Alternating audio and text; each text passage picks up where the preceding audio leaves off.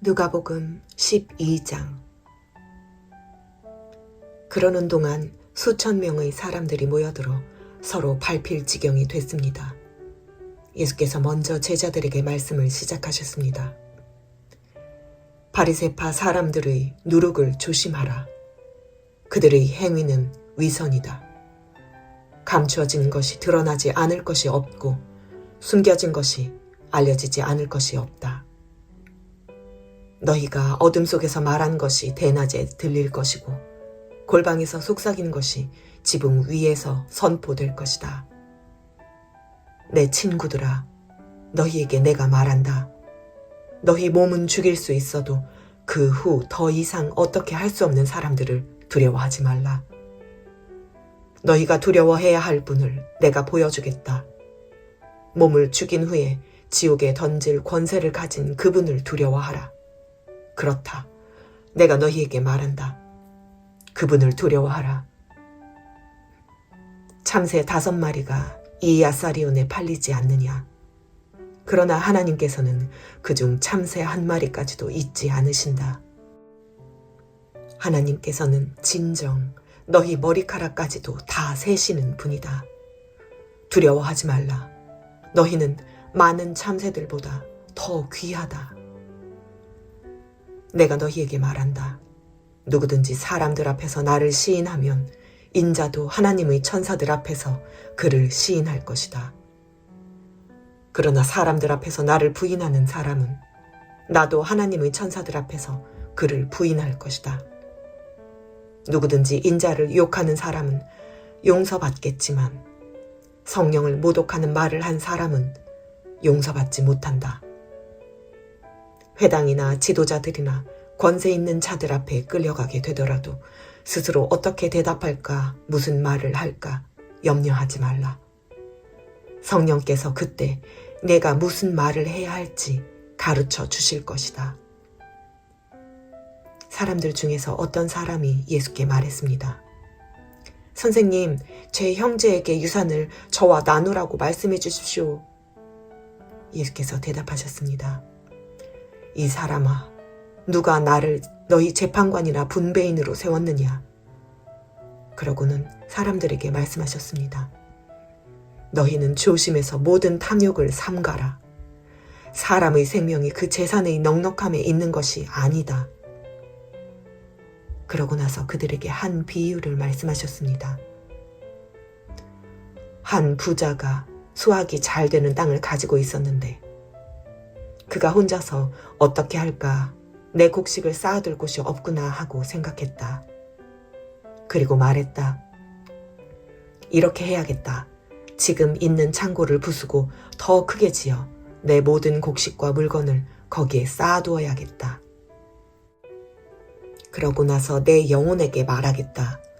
영혼아, 여러 해 동안 쓸 물건을 많이 쌓아두었으니 편히 쉬고 먹고 마시고 즐겨라. 그러나 하나님께서 그에게 말씀하셨다. 이 어리석은 사람아, 오늘 밤 내 영혼을 내게서 찾을 것이다. 그러면 내가 너를 위해 장만한 것들을 다 누가 갖게 되겠느냐? 자기를 위해 재물을 쌓아두면서도 하나님께 대해 부여하지 못한 사람은 이와 같다. 예수께서 제자들에게 말씀하셨습니다. 그러므로 내가 너희에게 말한다. 내 목숨을 위해 무엇을 먹을까? 내 몸을 위해 무엇을 입을까? 걱정하지 말라. 목숨이 음식보다 중요하고 몸이 옷보다 중요한 것이다. 까마귀들을 생각해보라.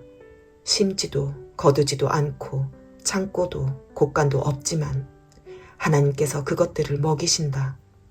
그런데 너희는 새들보다 얼마나 더 귀하냐? 너희 중 누가 걱정한다고 해서 자기 목숨을 조금이라도 더 연장할 수 있겠느냐? 너희가 이렇게 작은 일도 제대로 못하면서 왜 다른 일들을 걱정하느냐? 백합꽃이 어떻게 자라는지 생각해보라. 일하거나 옷감을 짜지도 않는다. 그러나 내가 너희에게 말한다. 그 모든 영화를 누렸던 솔로몬도 이 꽃 하나만큼 차려입지 못했다. 오늘은 여기 있지만 내일은 불 속에 던져질 들풀들도 하나님이 그렇게 입히시는데 하물며 너희는 얼마나 더 잘 입히시겠느냐. 믿음이 적은 사람들아. 그러니 무엇을 먹을까 무엇을 마실까 찾지 말라. 걱정하지 말라. 이런 것들은 다 세상 사람들이 추구하는 것이다. 아버지께서는 너희에게 이것들이 필요하다는 것을 아신다. 그러므로 너희는 오직 그분의 나라를 구하라. 그리하면 이런 것들을 너희에게 더해 주실 것이다. 두려워하지 말라. 적은 무리여. 너희 아버지께서 그 나라를 너희에게 주기를 기뻐하신다. 너희 소유를 팔아 자선을 베풀라. 너희는 자신을 위해 닳지 않는 지갑을 만들어 없어지지 않는 재물을 하늘에 쌓아두라. 그곳에는 도둑이 들거나 좀먹는 일이 없을 것이다. 너희 재물이 있는 곳에 마음도 가는 법이다. 항상 허리에 띠를 두르고 등불을 켜놓고 있어야 한다. 마치 주인이 결혼잔치에서 돌아와 문을 두드릴 때 곧 열어주려고 대기하고 있는 사람들과 같이 되라. 주인이 돌아와서 종들이 깨어있는 것을 보면 그 종들은 복이 있을 것이다. 내가 진실로 너희에게 말한다. 그 주인은 허리에 띠를 두르고 그 종들을 식탁에 앉힌 다음 곁에 와서 시중을 들 것이다. 만약 주인이 한밤중이나 새벽에 오더라도 깨어있는 종들을 본다면 그 종들은 복이 있을 것이다. 너희는 이것을 알라. 만약 집에 도둑이 언제 들지 알았더라면 집주인은 도둑이 집에 들어오지 못하게 할 것이다. 그러므로 너희도 준비하고 있어야 한다. 인자가 생각지도 않은 때 올 것이기 때문이다. 베드로가 물었습니다. 주여, 이 비유를 저희에게 하신 것입니까? 아니면 모든 사람에게 하신 것입니까? 주께서 대답하셨습니다. 누가 신실하고 지혜로운 종이겠느냐? 주인이 자기 종들을 맡기고 제때 양식을 나눠줄 일꾼이 누구겠느냐? 주인이 돌아와 종이 시킨 대로 일하는 것을 본다면 그 종은 복이 있을 것이다. 내가 진실로 너희에게 말한다. 주인은 그 종에게 자신의 모든 재산을 맡길 것이다. 그러나 그 종이 주인님이 오시려면 한참 멀었다라는 생각에 남녀 종들을 때리며 먹고 마시고 취해버린다고 하자. 그 종의 주인은 종이 생각지도 못한 날 그가 알지 못하는 시각에 돌아와서 그를 몹시 때린 뒤 믿지 않는 자들과 함께 둘 것이다.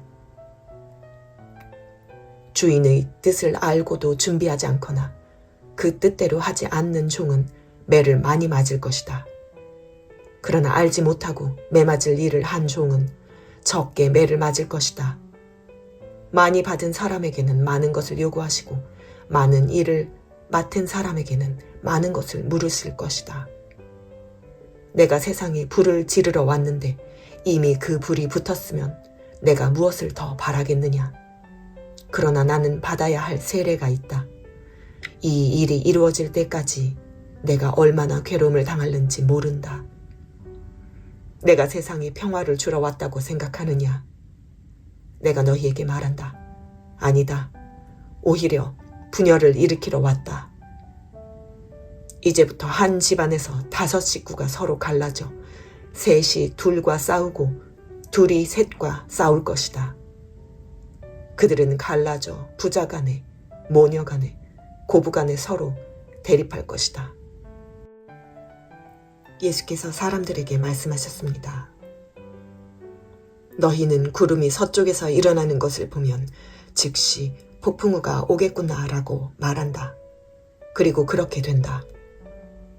바람이 남쪽에서 불면 날씨가 덥겠구나 라고 한다. 그리고 그렇게 된다. 위선자들아, 너희가 땅과 하늘의 기장은 분간할 줄 알면서 어떻게 지금 이 시대는 분간할 줄 모르느냐? 어찌해서 너희는 무엇이 옳은지 스스로 판단하지 못하느냐? 너를 고소하는 사람과 함께 관원에게 가게 되거든 너는 도중에 그 사람과 화해하도록 최선을 다하여라. 그렇지 않으면 그가 너를 재판관에게 끌어가고 재판관은 너를 형무소 관리에게 넘기고 형무소 관리는 너를 감옥에 가둘지 모른다. 내가 너희에게 말한다. 너희가 마지막 한 랩돈까지 다 갚기 전에는 그곳에서 나올 수 없을 것이다.